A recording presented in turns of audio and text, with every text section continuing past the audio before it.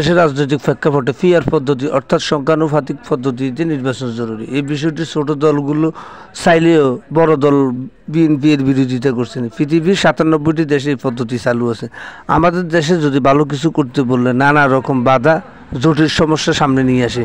এক সময় দেখা গিয়েছে যে তত্ত্বাবধায়ক সরকারের দাবি পূরণ করতে গিয়ে নানা অনাকাঙ্ক্ষিত ঘটনার জন্ম হয়েছিল।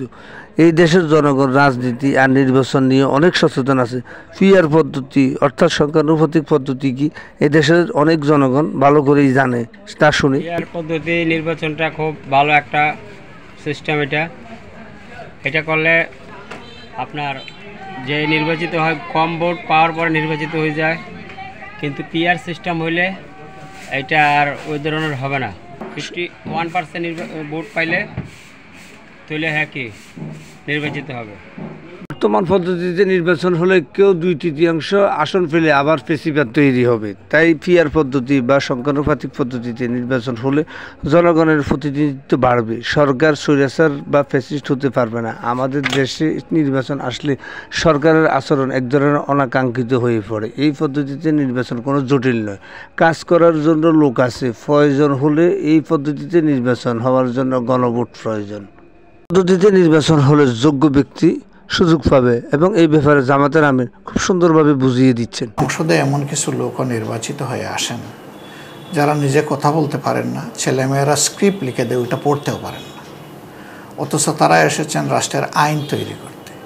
যে লোকাল গভর্নমেন্ট টায়ার থেকে যারা নির্বাচিত হয়ে আসবেন, ডেভেলপমেন্ট হবে তাদের হাত দিয়ে, কিন্তু কার্যত এখন এমপিদের হাতে এটা জিম্মি হয়ে গেছে। এমপিদের কিন্তু এটা কাজ না। এমপিদের মূল কাজের জায়গাটা হচ্ছে তারা দেশের আইন রচয়িতা হিসাবে ভালো আইন সংযোজন করবেন, মন্দ আইন থাকলে তার সংশোধনী বিল আনবেন। সেই দিকে দেখা যায় যে এখন টেনশন নাই। আর সত্যিকার অর্থে জনগণের ভোটেরও রিফ্লেকশন এখানে 1% ভোট যে দলের আছে সেই দলেরও প্রতিনিধিত্ব এখানে থাকার সুযোগ রয়েছে। 17 কোটি মানুষের মতামতের ভিত্তিতে একটা নির্বাচন হবে।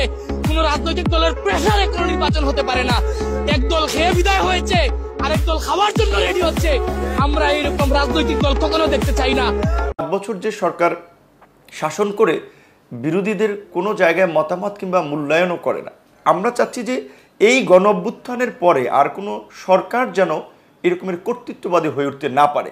জুলাই আগস্টের কারণগুলো চিহ্নিত করে যে আন্দোলন হয়েছিল তার সফলতার মাপকাঠিতে শুধু ফ্যাসিস্ট হাসিনা সরকারকে ক্ষমতা থেকে নামিয়ে দেয় সার মাত্র ইতিহাসের সেরা গৃহীত এক অধ্যায়ের সমাপ্তি করেও রাজনৈতিক দলগুলো দেশের স্বার্থে যুক্তি কোনো ঐক্যবদ্ধ হতে পারে নাই, এমন কোনো দৃষ্টান্তও দেখাতে পারে নাই।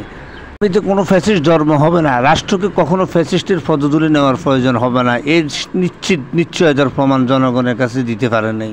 তাহলে এই দেশের মানুষ কোন যুক্তিতে এই দেশের রাজনৈতিক দলগুলোর উপর বিশ্বাস রাখতে পারবে? পিআর পদ্ধতি অর্থাৎ সংখ্যানুপাতিক পদ্ধতিতে নির্বাচনে অনেক জটিল আছে সত্য, কিন্তু বর্তমান পদ্ধতি নির্বাচনে ২/৩ ভোট পাওয়া মানে প্রত্যেক সম্পত্তির মতো দেশের জনগণের সাথে ফ্যাসিস্ট আচরণ করা, দুর্নীতি অনিয়ম ও সাদাবাজকে সুযোগ করে দেওয়া, দেশের টাকা বাইরে পাচার হওয়া। জনগণের টাকা খরচ করতে কোনো দায়বদ্ধতা নেই। যদি দায়বদ্ধতার লেশ থাকতো তাহলে দেশটি ৫৪ বছর পিছিয়ে থাকতো না। আমাদের কি করণীয় সেই ব্যাপারে আজও ঐক্যবদ্ধ হতে পারে না রাজনৈতিক দলগুলো। রাজনৈতিক দলগুলো জনগণের মাঝে অনেক দূরত্ব। এদেশের মানুষ কিভাবে বিশ্বাস করবে? বছরের এই দেশের রাজনৈতিক ইতিহাসে নির্বাচন আর ক্ষমতা নানা ঘটনায় মিশ্রিত। তাই এই পরিস্থিতিতে জনগণের ইচ্ছার প্রতিফলন প্রত্যাশিত।